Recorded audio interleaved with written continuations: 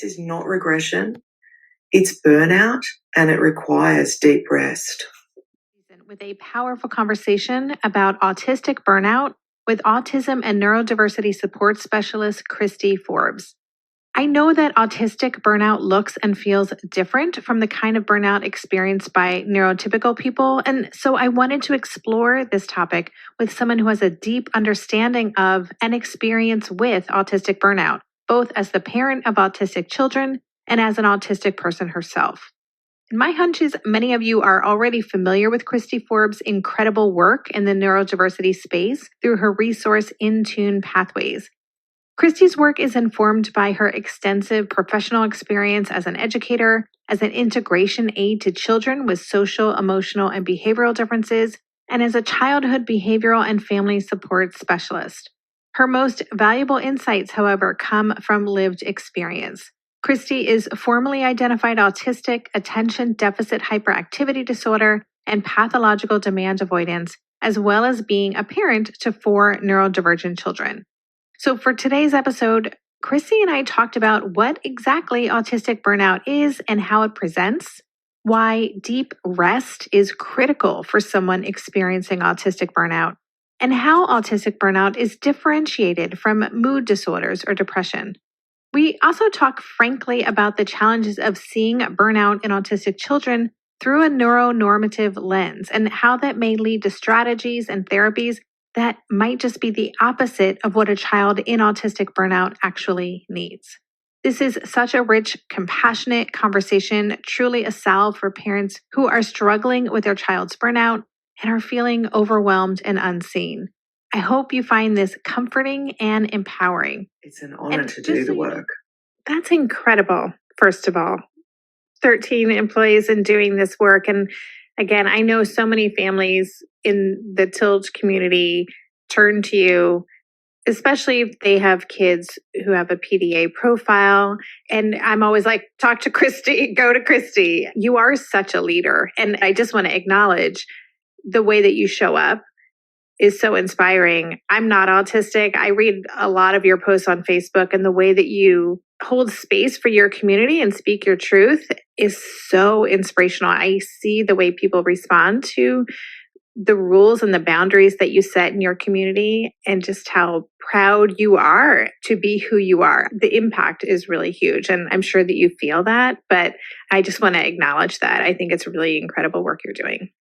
Thank you so much. That's really hard for me to hear as a PDA. No, it's okay. No, it helps me, and I can sit with that discomfort because I lean into the intention, and I really appreciate that. It means a lot. Thank you. You're so welcome. The reason I wanted to bring you back on the show is because I wanted to go deeper into this idea of autistic burnout, which I know a lot of families deal with. And I think it's something, again, that there's not a lot of awareness of, at least here in the US. I know a lot of therapists or people who work with autistic adults and children may not recognize it or even know what it is. So I'd love to just explore that with you today. Oh, it's so important. It's so important. And I can only imagine there's so many people are burned out generally because of the world we're living in right now. But it's a completely different experience for an autistic person. And how would you describe what autistic burnout and how it's different from other types of burnout? I was laying in bed last night thinking about this, thinking about how for autistic people there is a cost to everything that we do. There is an emotional, physical, spiritual cost. And that comes along with things that we enjoy as well. And it's so hard because I was reflecting on my own experience of growing up unidentified autistic and how I was so fatigued, especially in my teenage years, so incredibly fatigued consistently.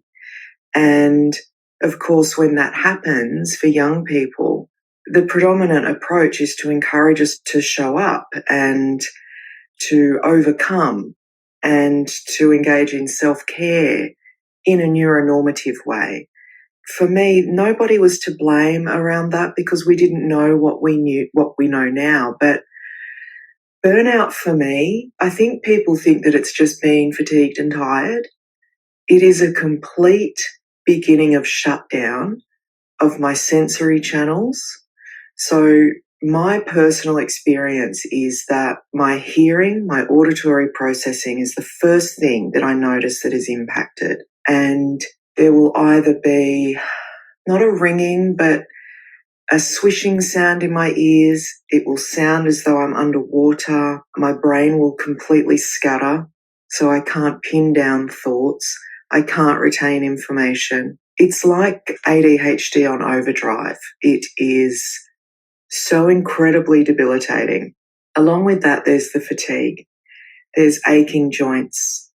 And then there's the overlap for neurodivergent people, whether they're autistic or ADHD or any other form of neurodivergence. When we are in burnout, particularly if it's prolonged, then we run the risk of developing chronic illnesses that are co-occurring conditions for autistic people. And we see things like fibromyalgia, chronic fatigue syndrome. It was my experience as a teenager to have glandular fever, which can develop into chronic fatigue, and it can go undetected for a really long time. And it's very common for autistic people. So sometimes what will happen is illnesses will be picked up and we won't realize that along with that is burnout. So we might treat the illness but still be completely burnt out because the only treatment for burnout is rest, deep rest. So it's quite insidious in the way that it can be overlapping with other things and misunderstood. But yeah, my experience isn't just fatigue or tiredness. It is complete sensory shutdown. Most autistic people already are in this state with heightened anxiety, worry,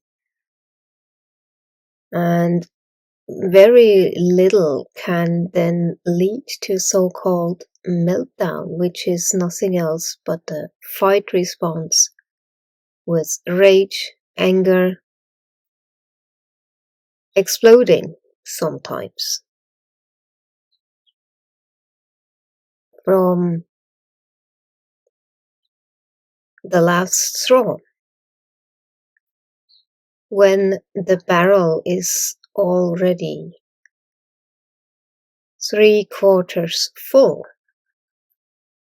Then one more stressor can trigger the fight or flight. It's only logical if you look at it from the nervous system point of view. Because most autistics are already quite overwhelmed from their environment. We live in an environment that was designed for the predominant neurotype. Neurodivergent people are in the minority, and therefore their needs and sensory sensitivities are disregarded. So we have to find coping strategies to just get through a day that feels overwhelming, just sensory-wise, so noisy and too many people and, well, everything sensory-wise. So that puts you in a heightened state of stress. And then very little is needed to push you over the edge. As well. What happens is, even when we've been identified autistic, there is this neuronormative approach around how to treat burnout because it's so misunderstood. And some of those approaches will be things like you need to be more immersed in community. You need to be around people more. You need to engage with your interests more. You need to do things that connect you to other people more. And if I can be completely honest, that is the last thing someone in burnout needs, because autistic people require so much downtime and so much rest and so much solitude during those periods that being with others, being engaged in conversation, engaging our cognitive brain to be thinking about tasks and executive functioning and communication, that's the stuff that contributes to burnout, because we're so limited in our capacity to engage those parts of our brain. So when we're encouraged to engage those parts of our brain when that's the very thing that puts us into burnout, it's prolonged for years. And then I hear parents who don't have that information using words like regression. My child regressed. They were doing so well socially. They were doing so well academically, and then they regressed. And the first thing I think when I hear that is, they burnt out. That is such a reframe, just even to think about the seasons that so many families experience of these regressive cycles, and they can almost become predictable depending on what's happening or what time of year it is and what's happening in school. So that is a really interesting reframe and makes so much sense. Yeah, and on top of that, we have autistic folks who are sensitive to seasonal changes, which can bring on seasonal depression or anxiety. And then there's the fact that we have this hypersensitive neuroception, so that threat response is more prone to consolidating memories that are negative than positive. So our limbic system is working in cohesion with that memory consolidation of negative experiences. So it gets harder to come out of burnout when our threat response is processing all of these things that have happened that can be potentially traumatic. So when I'm in burnout, I do become depressed, because when you are incapacitated, that's depressing. And so what happens is when you find yourself in that state of being limited and not having any options other than to move into deep rest, if you're a person like me, if you have a PDA profile of autism and you are extremely determined, and yet your body and brain says, no, no, no, that right there can push a person into depression very, very quickly, because you're being held hostage to this neurobiology. So when we feel too stressed for a long time, we move from this phase to the fight flight into the freeze.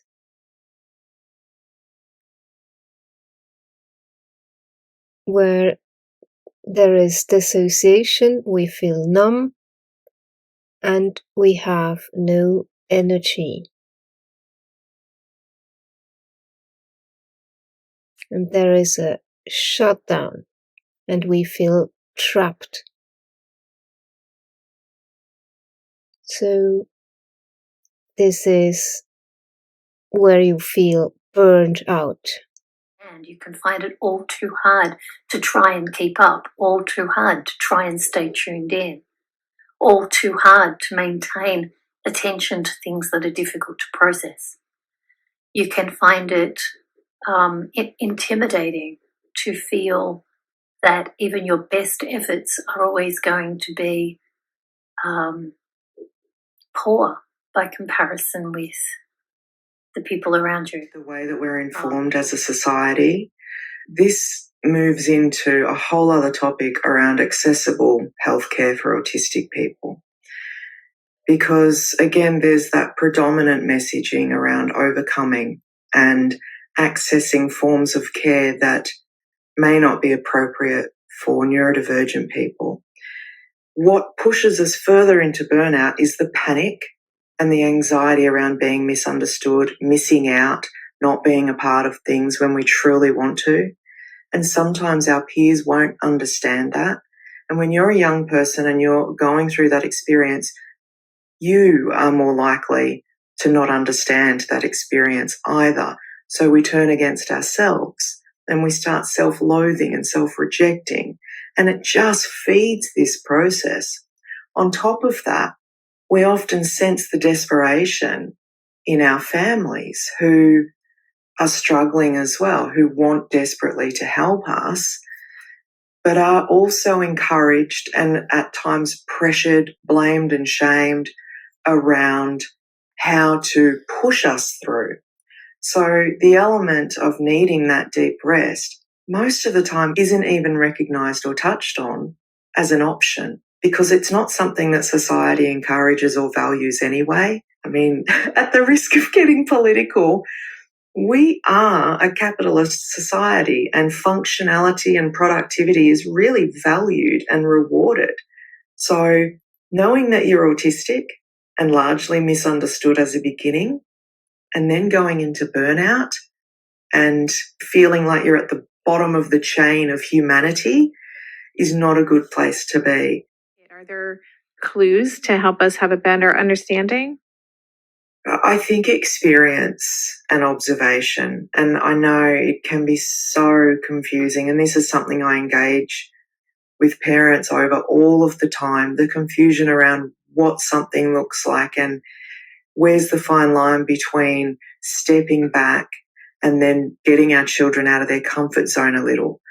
I think it's so challenging if we are not offering support to people of all walks of life, then we're not really supporting people, because burnout extends to parents as well. When our children are struggling, we're in survival mode as well. And often when our children start to recover, then we hit rock bottom because we've been in survival mode, and then we get to start processing and we hit burnout. But I think for me, I always say to parents, let's think about what we've tried so far and what the response was or the outcome. What would happen if we tried those things again? What would you like to try that you haven't already tried? What do you think that might look like? And most of the time, parents will say, I've tried everything. I've tried everything. And my child won't come out of their room. Or my child is asleep all day and awake all night gaming. And this is a really important thing too. A lot of people will think, well, my child's just putting it over me because they're gaming. They're sitting around all day and they're gaming and they're eating and they're not leaving the house and they're not doing chores. That's still burnout.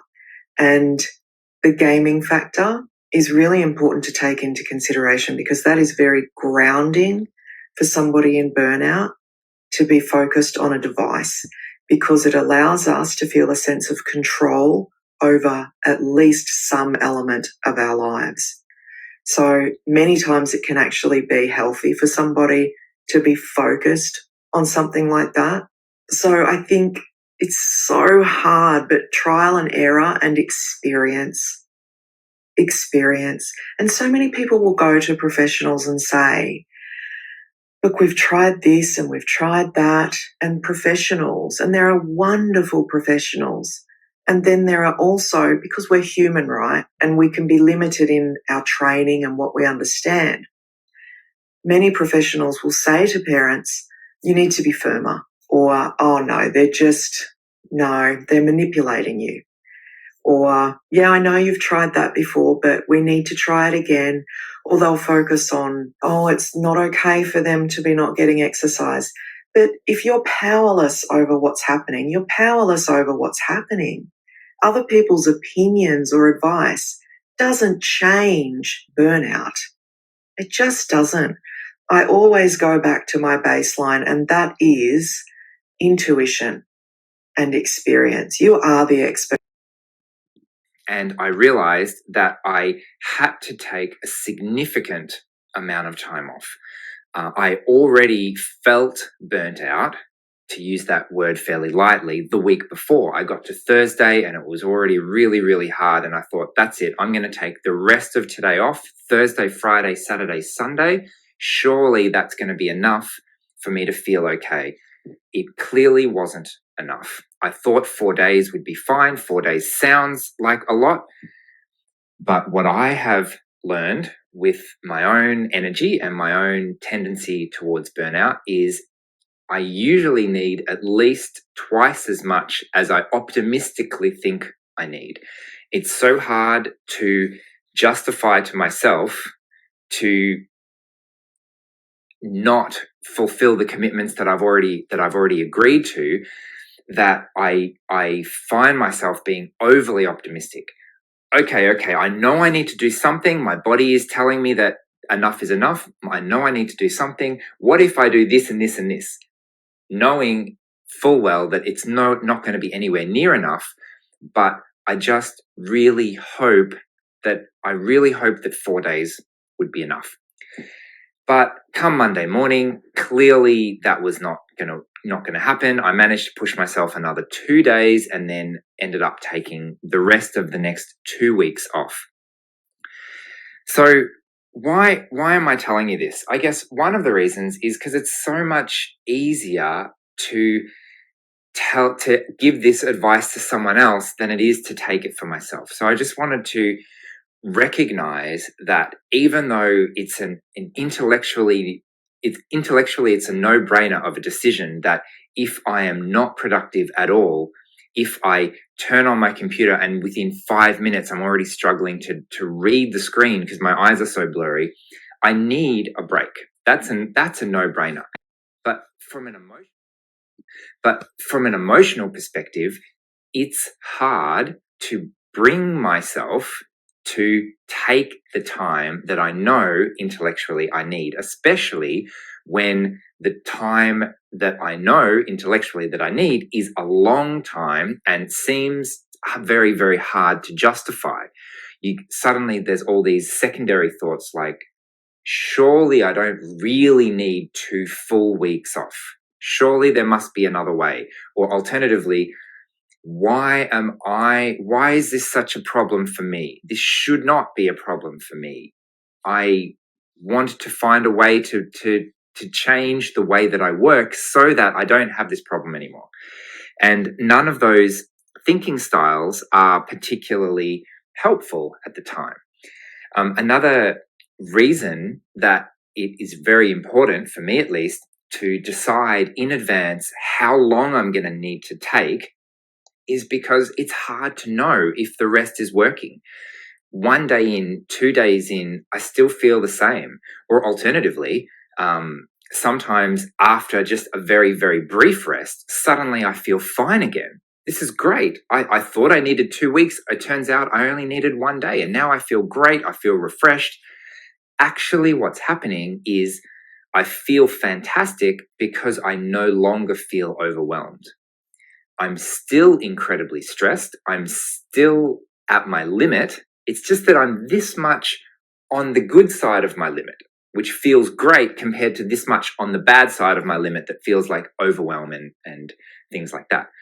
So it's difficult to trust how I feel in the moment, which means that I have to trust my decision of how long to take off. And then, even if I feel better, even if I don't feel better, just do it. I know that I need the time off. And then when I get to work on Monday morning, like this morning, sometimes I still feel terrible. And I'm thinking, do I need another week off? I've already ignored people for 2 weeks. What's another day? What's another week? Maybe I should take more time off. And that's because I don't know, there's no way for me to actually tell what my state is until I go back to work, until I test it again.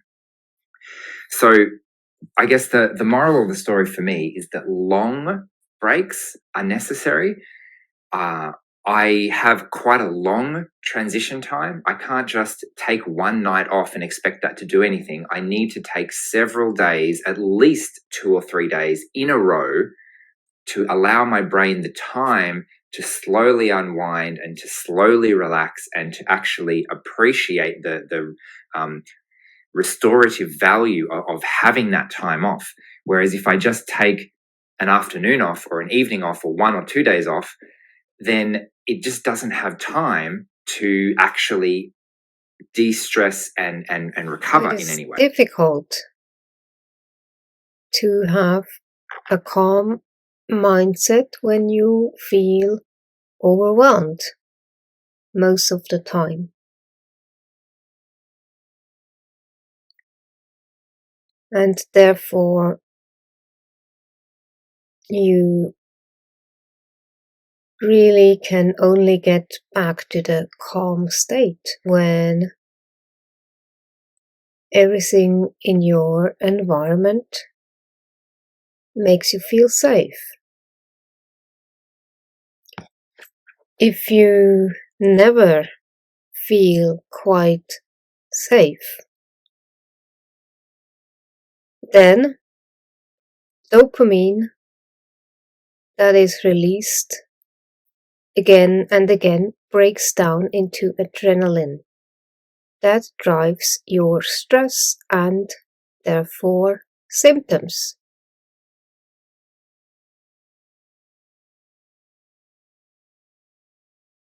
And it is known that many autistics also have so-called comorbidities. Your brain is structured in a very similar way to a brain that's experienced significant trauma. The way that we experience the world often is that we believe that it's out to get us. Everything's out to get us. Everything is happening to us. Now, this is not irrational. This is a completely rational, logical response for a child who has been exposed to people disapproving of them, getting in trouble all the time, trying their hardest to regulate and manage really difficult situations, and being rejected or abandoned, feeling like nothing goes right for them in the world and that the world is against them, is actually a really rational response. But what we want to do as parents to support them in moving out of that way of thinking is to offer supportive reassurance. If it's associated with constantly putting ourselves into an environment where we're masking or fawning, burnout can last days, weeks, months, or years. If it's with school, it is going to take a while. We also expect that the burnout might pass quickly. But what's actually happening is that once we've removed somebody from that situation, they're no longer in survival mode. It might be the first time in a long time that their body is no longer flooded with adrenaline and cortisol and stress hormones. And if you think about a child who's going into that environment or anticipating going to school or any other stressful environments every day, whether they go or not doesn't matter. It's the thinking that creates the stress and the distress. So the child or the person is in the stress response. Threat response is activated consistently. That is in itself exhausting. When they're no longer in that state of being, the exhaustion is allowed the space to actually come about and set in. When a person is no longer in survival mode, which means they're no longer tense, they're no longer flooded with the stress hormones, they can actually relax for the first time in a very long time, then trauma can actually start to set in. So that might mean that sleep is completely disrupted. It might look like a child that is sleeping all day and gaming all night, because nighttime might be what is perceived by their brain as the safest part of the day. There are no people, there are no demands. Aside from that, other experiences where trauma might be setting in or deep rest might be happening is their eating patterns may change. They may be eating a lot more, or they may be eating a lot less. They may start restricting foods or having just different eating patterns. They may introduce new rituals that will often look like OCD. Anxiety may be heightened. Now, this may be hard to understand because when we say that the person's no longer in survival mode and they can relax for the first time, the threat response never forgets. I talk about the limbic system and memory consolidation, and that PDA is this incredibly protective beast that lives within and remembers everything that presents a lack of safety. What this means is even when we're out of that environment and we are able to breathe, the brain holds on to those memories and the limbic system reacts accordingly. So it can be that sudden noises or nightmares or certain smells or certain sensory input or certain memories are just flooding the sensory systems. What happens is the processing of all of those really tricky experiences and those memories will start to show up, and the child may not be able to communicate this. It would be rare for a 10-year-old to be able to say, hey, I think I'm experiencing the aftermath of trauma. Instead, we need to look at their behaviour and notice subtle or even significant changes.